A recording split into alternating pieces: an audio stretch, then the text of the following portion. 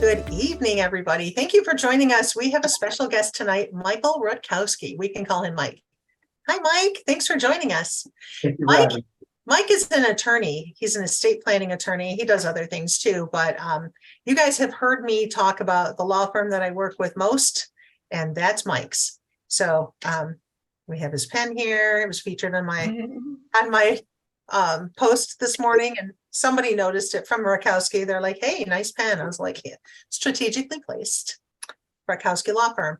So Mike, a lot of people are really super interested in what I do because I do so much of it. And a lot of people here go with me witnesses, and they will take the jobs if I can't take them.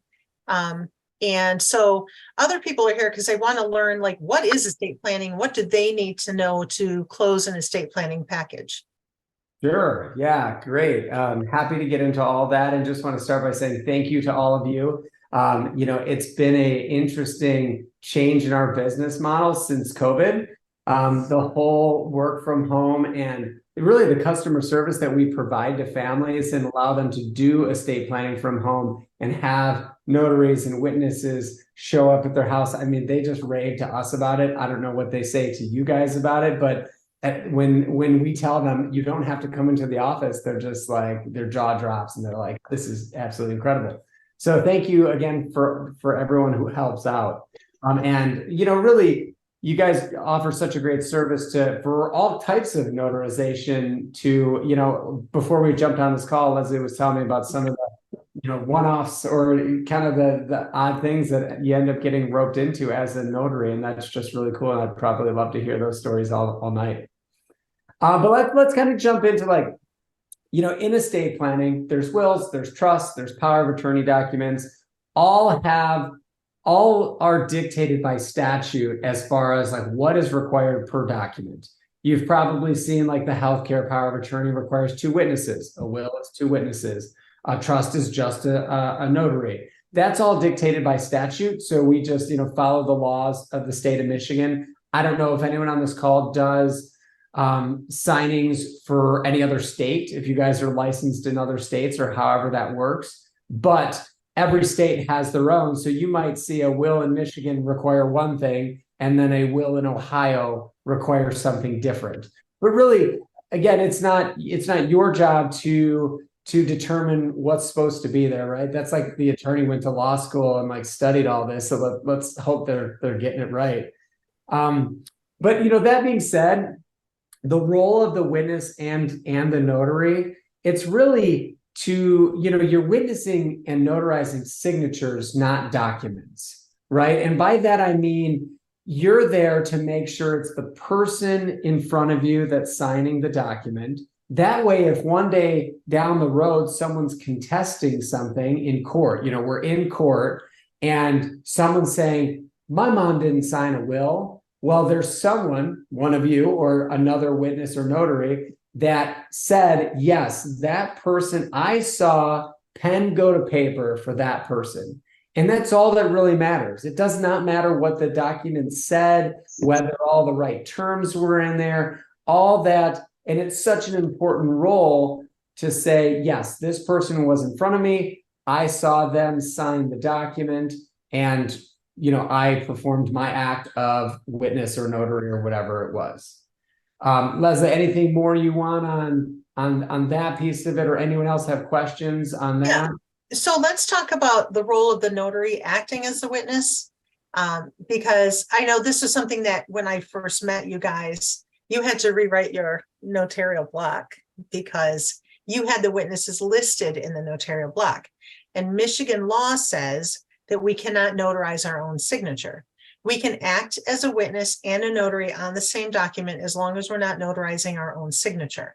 So of course, everything in legalese, we have to translate that to layman's terms, which means if the witnesses are listed in the notarial block, we cannot act as a witness and a notary.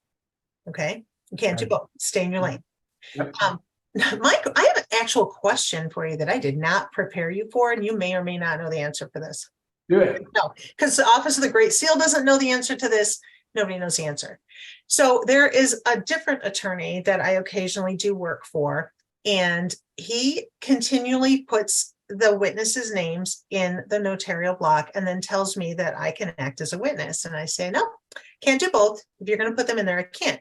He said, just cross out the witness's name from the notarial block. Is that legal? No. Thank you. All right, I got the answer. Yeah, I don't like it. I don't love it. I mean, let's talk through all of that. Okay. So both the notary and the witnesses are serving similar roles, but the witnesses are not witnessing the notary signature. They're witnessing the, let's just call it, if it's the trust, the grantor signature. It's the person who created the trust. So the witnesses are witnessing the person who created the trust signing it. And then the notary is also doing the same thing, but the witnesses are not witnessing the notary. Those could be done not at the same exact. No, that's not true. They'd all have to be done. They have to be done at the same time. Yeah. Unless the grantor signed at two different times, like there's two signature lines or something. Sure. Yeah. Something like that. So, but yeah. So it comes down to, can we change the notarial block? If the attorney puts that paperwork together, the law says we can't alter paperwork. We can't alter documents. I would not be comfortable with that. I would say that your best step in that would be having either the attorney line it out and initial, or the person whose documents it is. So it's like, the grantor's document or the person who's signing their will. It'd be better if they lined it out and initial, but at the end of the day, I don't love any of that. I'd rather just do it the way that you're suggesting, or have it redrafted. And get two separate witnesses. That's what I prefer from that. Joe, what is your question? All right, sorry, I had to unmute. That's a great question. So you asked, can we just line it out in the notarial block? And unless I'm wrong, that notarial block is ours. Yes. And some examples are, if I go to notarize a document where a different state is pre-printed in there and a different county, I can line that out, initial, and write Michigan. Line out the county, write Oakland, and initial it. So I'm under the impression that anything in that notarial block, we can line out. But I can completely understand the gray area. Maybe they put it in there inadvertently. So that is certainly a gray area. And this is a very interesting question. Thanks for bringing this up. Yeah, Joe, I completely agree with you that everything under your signature is yours. But even above, because that's where the state and the county usually is. But yeah. Paragraph above. Yeah. Well, so I understand. So the law says we have to make sure that our notarial block reflects where our feet are planted, which would mean we have to correct what's incorrect. Okay. So when you're correcting a date or correcting the location, you're correcting it so your notarization is correct. But when you're correcting the rest of the notarial block, where you're taking away witnesses that an attorney intended to have there, that feels like that would be not something. So here's the thing. It's not incorrect, or it's not illegal, but does that make it legal? It sounds like they shouldn't have it there, basically. Right. Let's talk about how does this impact things, right? Because what we're trying to protect from is 10, 15, 20 years later, someone is contesting that Mary Smith did not sign this document, right? That's going to be what's going to come down to the notary and the witnesses. They're there to say this person did sign it. And if, let's say, one of the kids said, that's not my mom didn't sign it, what would happen is they would have an evidentiary hearing where they would probably call on the notary and the witnesses to say, do you remember Mary Smith? Is this Mary Smith? Did you witness or notarize? And they're not going to care one way or another that you lined item or whatever, because all it takes is one person to say, yeah, absolutely, that was the person. And if one notary and one witness all say that, it's probably a done deal. Like no one's going to be contested. So in reality, I don't think no one's going to get in trouble, and it's not the worst, but I prefer to do, check all the boxes right now. And if you can, work with your attorney to have it done the other way that Leslie is suggesting. Right. So Michelle adds that it seems like it's changing the document, which we can't do. That's true, Michelle. The document, however, ends where the notarial block begins. So the document is everything prior to the notarial block. The notarial block is us saying, hey, we're here. We watched this happen. We administered an oath. Can we talk about the oaths, Mike? Can we talk about what? Okay. So when we recognize that a notarial block has the words attest, affirm, subscribed, sworn, we have to issue an oath. And I love that your clients think it's hilarious to get sworn in at their kitchen table. One of them got sworn in their driveway with the back of my car up because they wouldn't let me in the house, because there's a few that won't let me in. And they just think it's great. But there are people who don't administer an oath. Now, when I was looking into case law, casetext.com, I found that the number one reason notaries are called into court is because they did not administer an oath when it was a jurat. So we had Jay DeBoyer on here a couple weeks ago, and Jay's the one who is helping us clarify the laws and get some education for notaries mandated through the state. And he said that if you always issue an oath, you will never have to question when you go to court if you issued an oath. So never forget to do that. So what legal ramifications, what legal weight does that oath carry? Yeah, quite a bit. And I love keeping with just like stick to the process, right? Like the more you do things the right way and just go through the process. And this leads to like embossing documents that I want to talk about next. Yep. But do all these things and it will save you so much headache going down the road. It's not that it will invalidate the documents or invalidate the notary signature, but there will be additional steps that will have to be taken later if we get to that evidentiary hearing where you're called to be there that day. And don't get me wrong, you're going to get paid like a whole $100 for an entire day. So like you're just wasting your time. So the better job you do going through all these formalities, the less likelihood you have to waste an entire day in court. Although sometimes it's entertaining. Some days are entertaining. Yeah, it depends on how much entertainment value you want out of your, appearance in court. That's true. All right, so let's talk about that embossing. Yeah, this is a good one because we're seeing a big change, and actually, I don't know how this is happening, but financial institutions seem to just write their own rules. And let me explain another one that's just interesting to me that we fight and win on all the time. We'll have clients use powers of attorney that are like 5 years old, and financial institutions, sometimes Chase Bank is a big one that does this. They'll be like, they're expired or they're too old. There's nothing in the statute, in the document that ever says these documents expire, ever. So we win that battle all the time, but it's interesting to see how financial institutions are just like writing their own rules. Same things go with the embossing. So as I understand it, for a in-state document, you do not need to emboss documents. That is the law that I understand. That's not what's happening in practice, but that's the law as I understand it. For out-of-state documents, they require the embossment. We are finding that there's so many in-state institutions that are requiring it as well.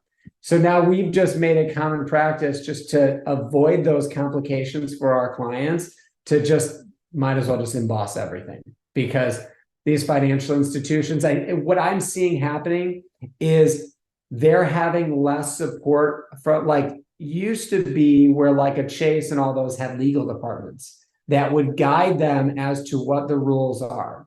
I'm seeing a lot of that go away. And now they just come up with these very strict rules that make absolutely no sense.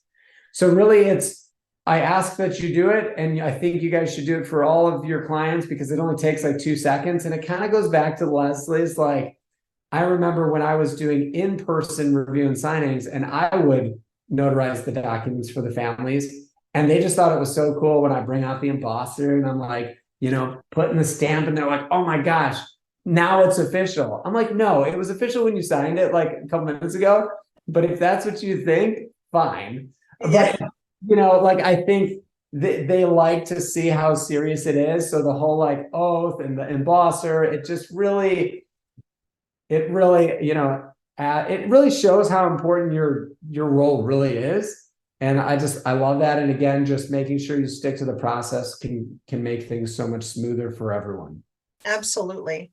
Mike, some of the documents, not necessarily yours, but sometimes we see documents where at the beginning of the page, say it's a 2-page document, very beginning, it says state of Michigan, county of whatever your county is.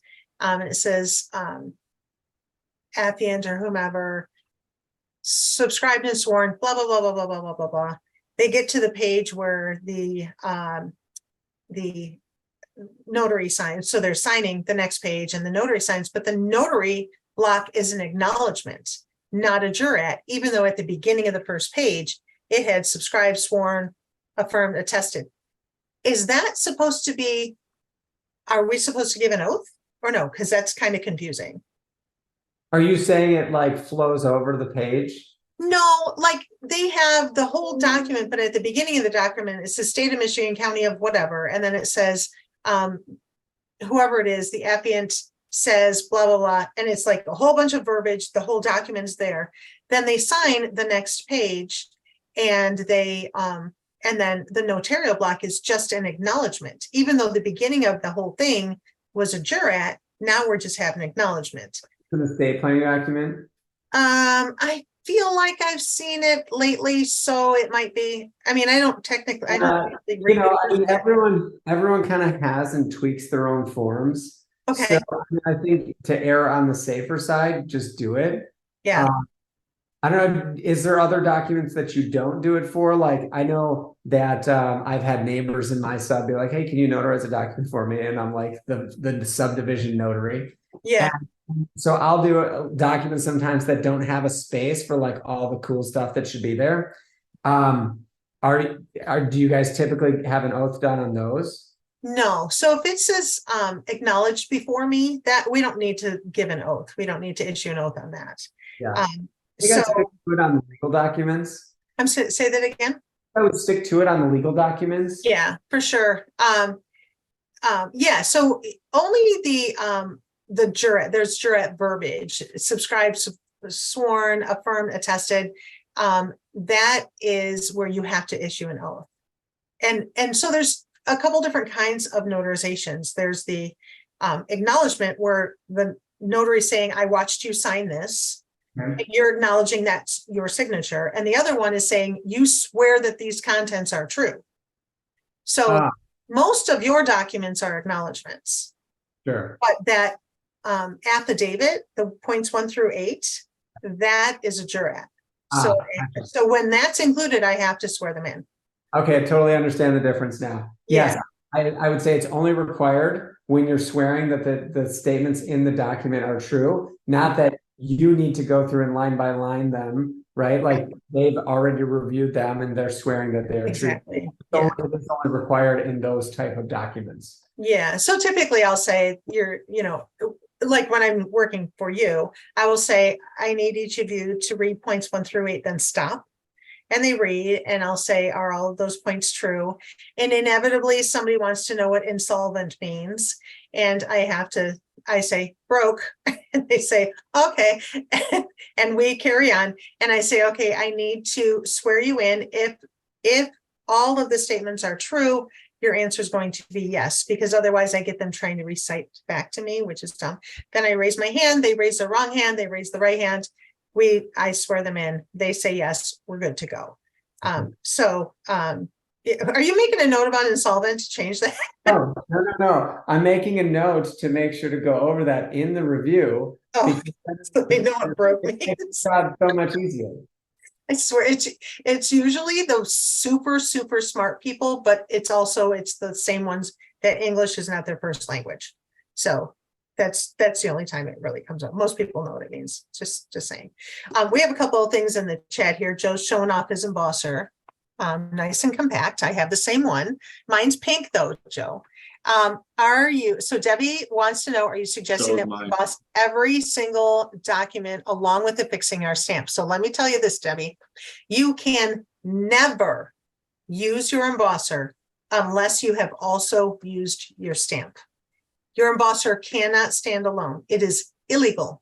So great point, because I thought that here in Michigan, we do not even need to stamp.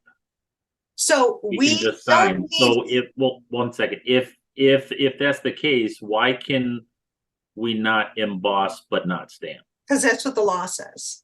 An embosser Good. cannot stand alone. I will check that out. Thank you. I have it right here. I believe it. No, I'm gonna go look. Thank you. But also, here's the thing. We don't need to use the stamp, right? So if you're like at a bar and somebody buys a Keno ticket and they win big and they're like, but we both have money into this, bar napkin, pull it out. I need this notarized. You're like, I'm a notary. You sign it. You write all the elements of your stamp on there. You go. Okay. If you have your embosser with you, you probably have your stamp with you, right? Make sense? But also, why would you choose to write all of that stuff instead of stamp it when most people are like, can I like stamp my name instead of physically sign it? Like, and the stamp makes everything easier. It just does. So all of that. But I got two questions for you. So that bar napkin, how many drinks is the notary allowed to have before embossing and stamping? so, there is literally not a word in here about signing or like having the signer be intoxicated. They need to be sober, but you don't have to be. That's amazing. There's nothing in here, but best practice says that if a person has alcohol in their system, they are not of sound mind. Sure. And they cannot make legal decisions. So I have walked away from signings, none of yours, where people had been drinking. And I'm sorry, but I don't trust. If I can smell the alcohol on you, I can't trust that you're making this decision to sign these papers of your own free will. I know drunken words are sober thoughts, but. So my second and more real question, but although that was great, is in documents that have blank, so the notary section where there's blanks below, where it's exactly the same stuff in your stamp. Yeah. Are you saying you can just stamp and then seal? Listen, all of your documents that you send to me have all of my information in it. Sure. That's legal, just like that. Yeah. I don't need to stamp it. I don't need to emboss it. The problem comes in with, will the document be accepted?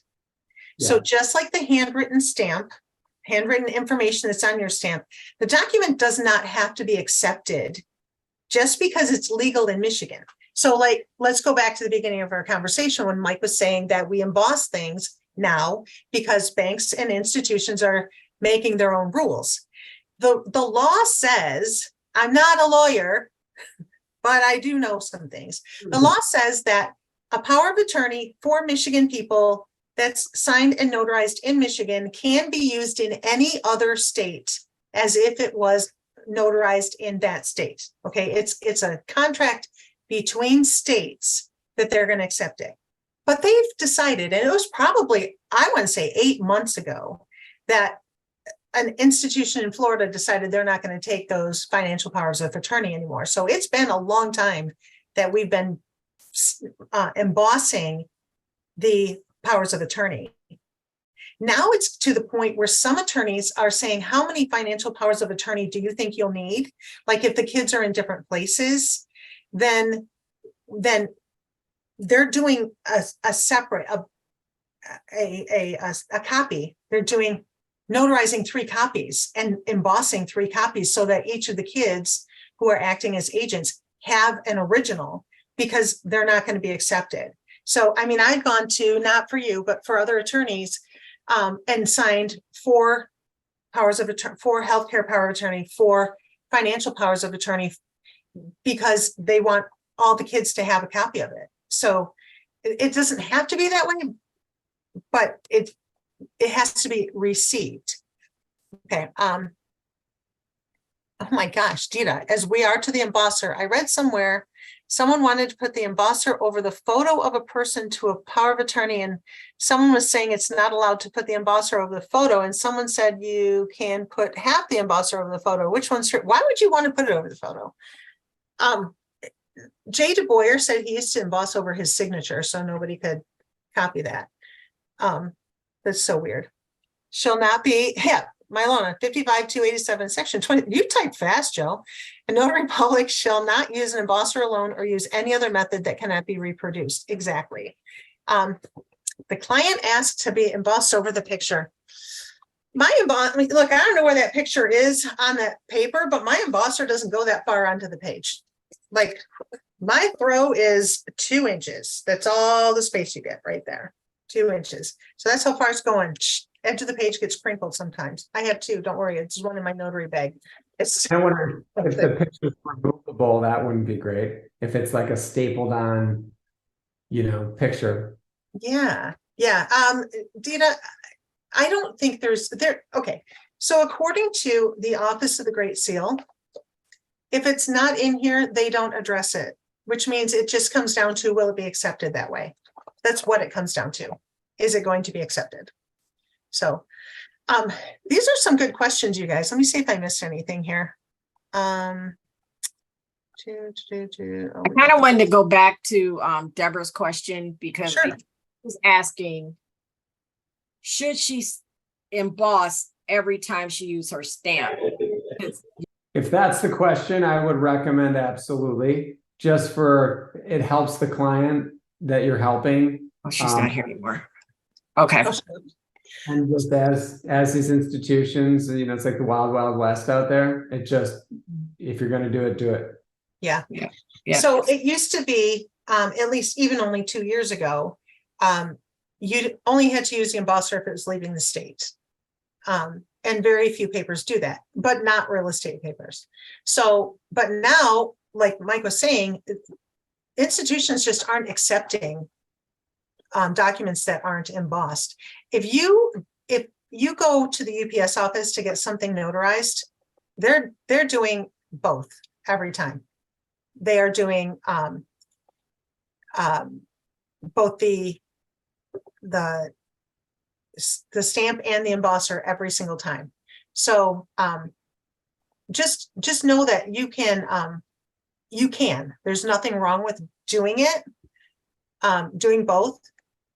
And if you want the document to be accepted, then do it if there's room. So sometimes, like court documents, there's no room on there to even stamp your stamp.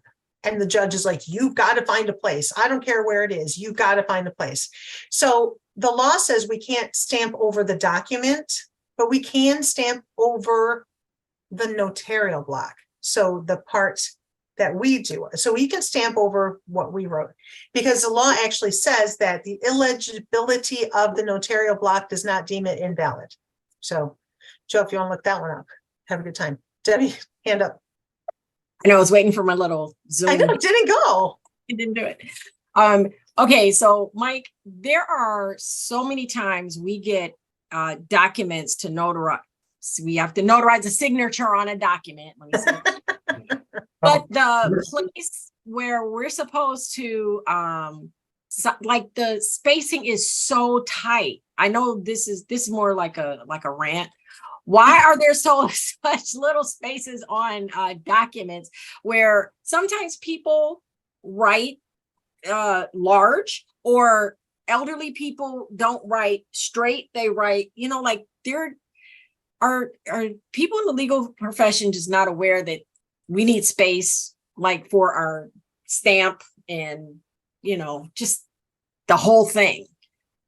Yeah, can you just move your attorney block down like 2 spaces, please? Yeah, I mean, I feel like there's two issues going on there. Most attorneys you meet think that they're just, so much cooler than everyone else. So they want to make sure that they have room, but no one else has room. No, I'm like making this up. But No, so totally, that's probably true. It's Maybe. more true than you think. yeah. Yeah. So, I mean, I would ask if you constantly are working with one, just ask for some more space. Yeah. Hey, Mike, on that affidavit, can you just give me one more line? Sure. Thank you. Thanks. Yeah. Joe has a great solution kind of for that. A mini stamp is really a nice thing to have with you. Oh, great. They make them a little bit smaller. They're a little bit tinier. So sometimes I do have to pull out my mini stamp too. That was like the best invention ever. I think I actually have 3 stamps now. I had 2 for the longest time. Then I bought a mini one, and then both of mine wore out because somebody keeps me super busy and has me notarizing for like 1,200 people a year. And I wore out 2 stamps working for Rutkowski Law Firm. So I don't mind it though. I absolutely enjoy every minute of it. Like, love it. How many people here? Just so Mike can see. Mike, can you see everybody, Mike? I see about 8 people. Okay, so how many people here have either witnessed for me or have closed an estate plan for Rutkowski Law Firm? Just so Mike can see who's helping. Like, Great. look at all these people here. Like, all these people. Look at how many people I got involved.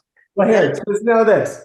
We love to improve our processes and documents. So if you want a little bit more space on the affidavit, we'll give you all the space you want. Just one more line. Then I don't have to look to see where it is. We're good. Just let us know if there's something that could be explained better to make your job easier. Just like let us know what it is, and we can. You're good. Look, I made a note here. I want to definitely explain that whole sworn part for the affidavit so that you get to it. And I want the clients to say, yeah, Mike went over that with me. Yeah. All good. Sign, on your way. Yep. They always say you're very thorough. Like, seriously, they love it. And I always leave saying, so this is helpful for you guys too. Every time I leave any type of signing, not just mine. So most of the time people go, so do you work for the firm? And I'm like, no, but then my picture's on the website, so they think I do. And I'm like, well, I contract with them and I help them, they're able to work on other things so that I can come to you. And they love that they don't have to leave the house. But I always ask for the client to give a review to the law firm, and then I say, please highlight the part of this experience that you like the best. And sometimes it was, they were so thorough. And sometimes it's, I loved that I didn't have to leave the house. Or I loved that you drove all the way to Harbor Beach to do this.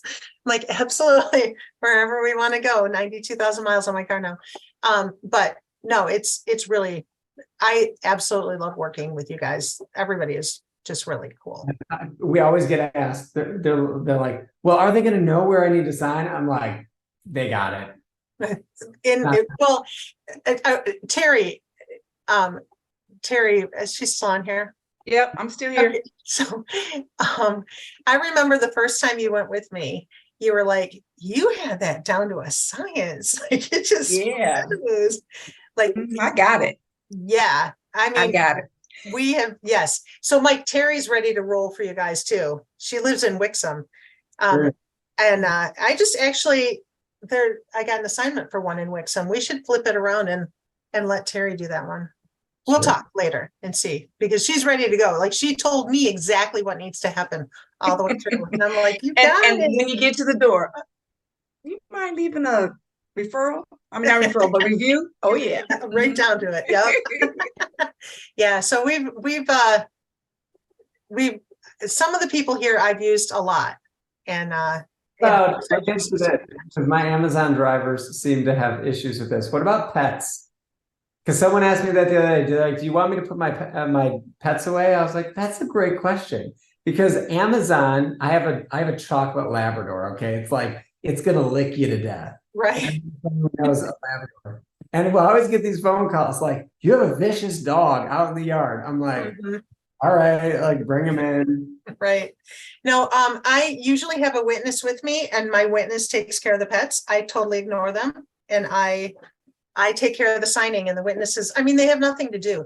If they're either signing 3 or 6 times. And so there's time leading up to when they sign and then there's time afterwards. So they know, like I've got a very trusty witness who lives near me. I pick her up, we go all over the place.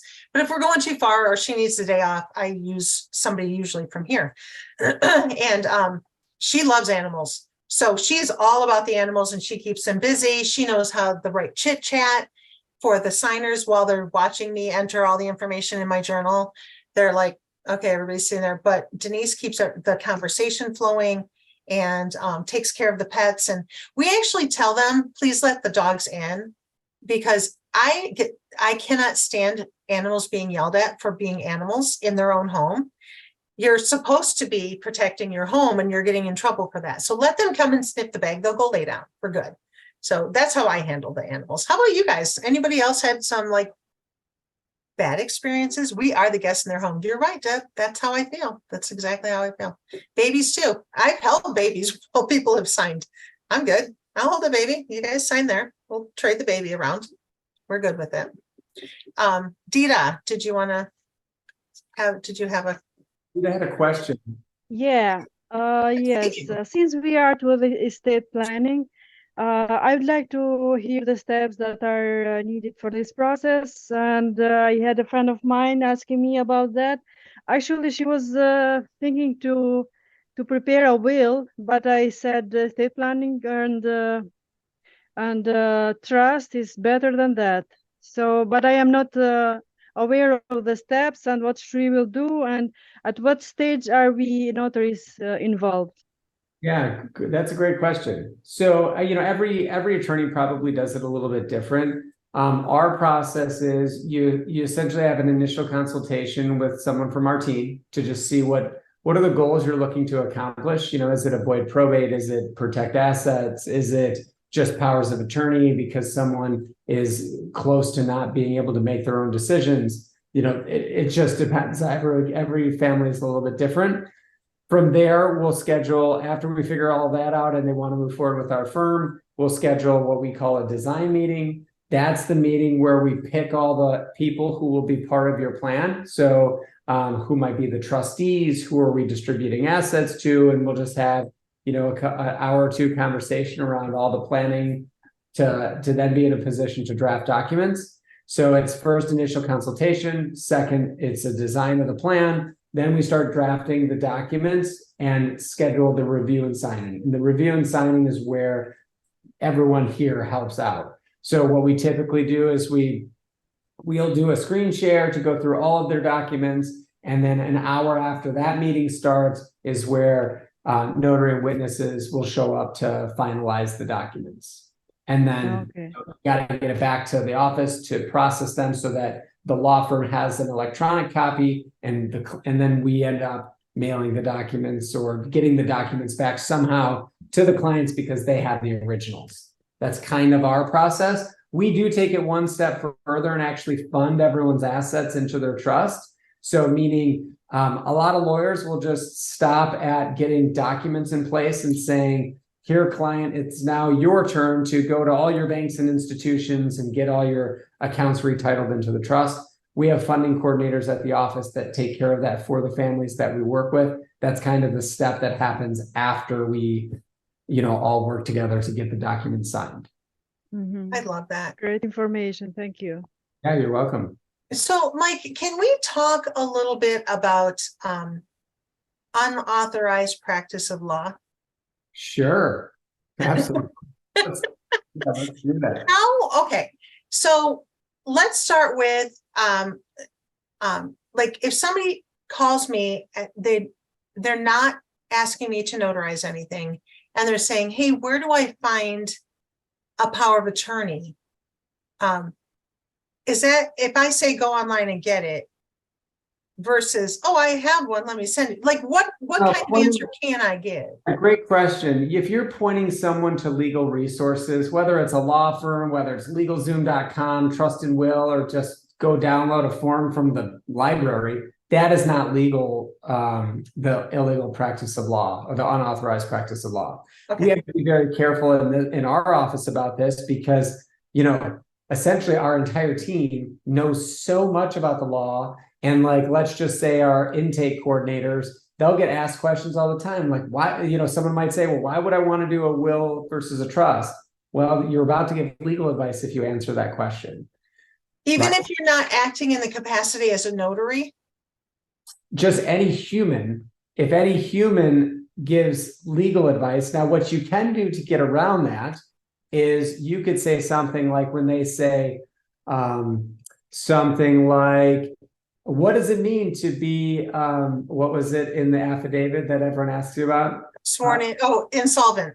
Insolvent. You could say, well, I hear the attorneys say all the time that it means, essentially to be broke. Yeah. So you can say, this is what I hear an attorney say. So that's kind of sometimes how we can get around it. But you cannot be like, you need to sign this document because it does X, Y, and Z or anything like that. Okay. Great question. It's very easy to kind of get in the gray space there. For sure. So one day, Debbie and I were with one of your clients, and she was an elderly lady. She was in a senior living facility. She had a CMA who was very much vocal about this woman. She was telling this woman, do not initial that on the healthcare power of attorney. Do not initial, what was it she didn't want her to initial, Deb? Was it the medicine? It was about her final wish. Yeah, about Yeah, the last one on there, right? Yeah. Yeah, so she didn't want her, okay, first of all, the woman's son was on the phone. Okay, so if anybody's going to be guiding her, it should be him, in my opinion. Debbie and I tried really hard to be quiet, but the CMA kept saying, don't sign that, don't sign it. You don't want that medicine. And I just keep thinking it's morphine and she's dying like this. So I think the one thing that people don't understand enough about the healthcare power of attorney is it's when there's no chance of living. Right. Absolutely no chance. It's really the page after that page where they initial that goes into the definition of like terminal condition, irreversible coma, vegetative state. Like it lays it all out as to when are we actually using this section. Yes. If not, I fell down the stairs and broke my arm. I initialed all the boxes, so you get no treatment. Like that is Right. not whatsoever. You have to look to the next page, or if it's someone else's documents, usually it's right below it, that really defines like when would we actually be using this living will. Right. So in this instance that I'm referring to, I had to actually tell the CMA to leave the room. She was so adamant. And I said, you are forcing, I cannot have her sign anything under duress. Yeah, it's like undue influence. Yeah. It's okay to educate someone. Let's just say you not acting in your notary capacity, but just you get asked a question about like, someone medical gets asked a question about the living will. Well, they can add information like, I've seen these used in the hospital and, it doesn't seem like in my experience, it does this because they're giving their own experience. Right. If they give legal advice, like that actually doesn't hold up in court or something like that, like that's legal advice. You can't do that. But Okay. you could essentially give something that's of your own experience to help them make a decision. But I don't like what you're saying. It sounded like there's some undue influence there. I don't love any of that. Yeah, I didn't love it either. And she actually left the room. She left, closed the door, and we continued the conversation. The woman's son was on the phone. The girl busted back in and she goes, what are you guys saying? What are you saying? I heard talking in here.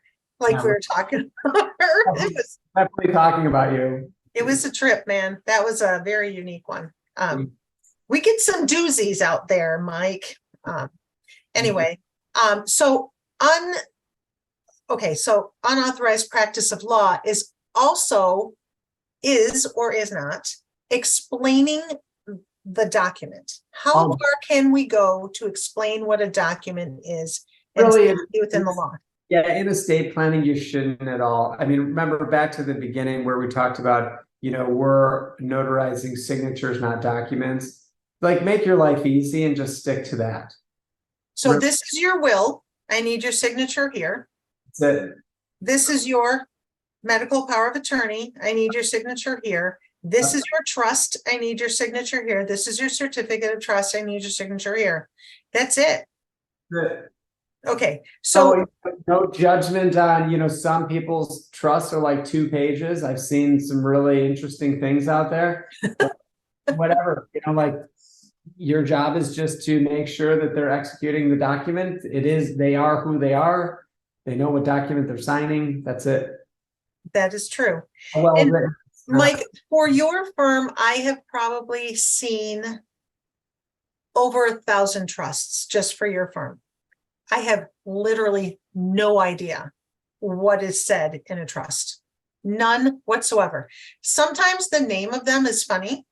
Like they'll name it a funny name for a trust. Most people just use the name. But that's not even something I notice. Usually my witness sees it, and when we get to the car, they giggle about it. Like, Yeah. I do not read it. I know the front page is there and that I need the last page. That's it. I don't read it because it's not my concern, because as a notary, we don't notarize documents, we notarize signatures. So we've had a bunch of people repeatedly say, I just need to feel comfortable with the documents. How do you respond to that? Our clients or the notaries? No, the notaries, some are here in our group and other ones have been, I don't even know who's here. There's 25 people here that I don't even know, because I can only see 6 people. But repeatedly they say, I just need to feel comfortable with the documents. And I keep saying, no, the only part of the document that's your concern is the title, so you can put it in your journal, and the notarial block. You need the date. That's it. That's all and you need to write the signers' names in the notarial block the same way it's written in the document. Yep, absolutely. Nothing else.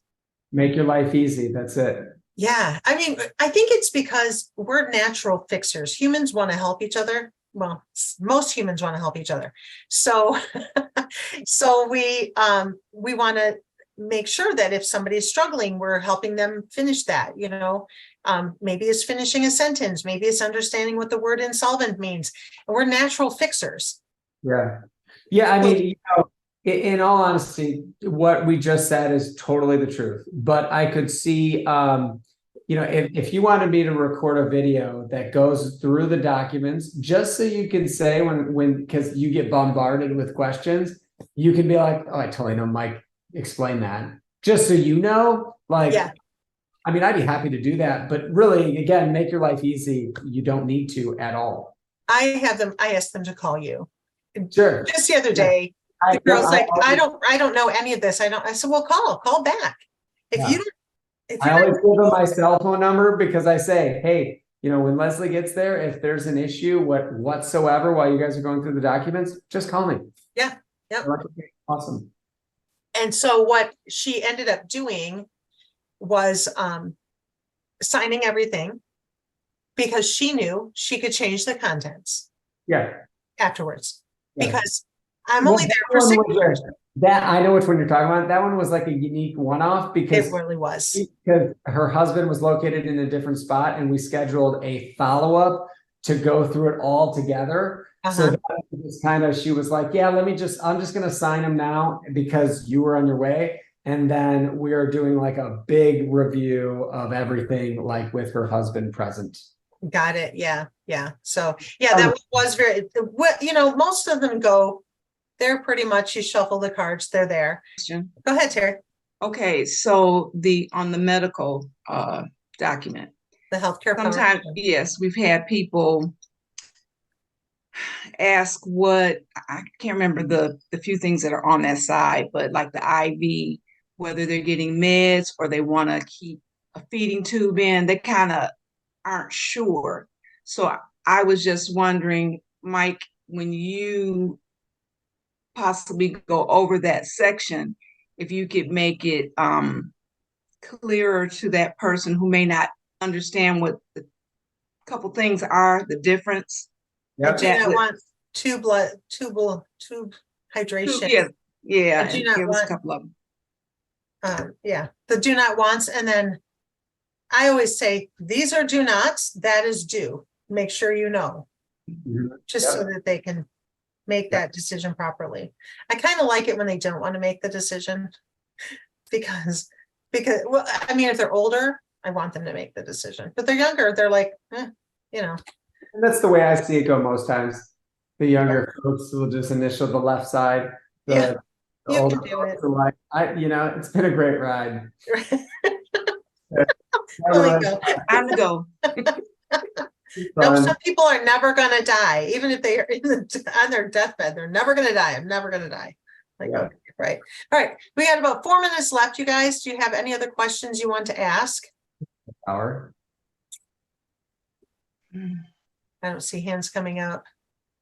All right, you know, Mike, I really appreciate you coming on here and My chatting pleasure. with everybody. It's been great having you here. Thank you, Joe. It really was a Appreciate great you. discussion.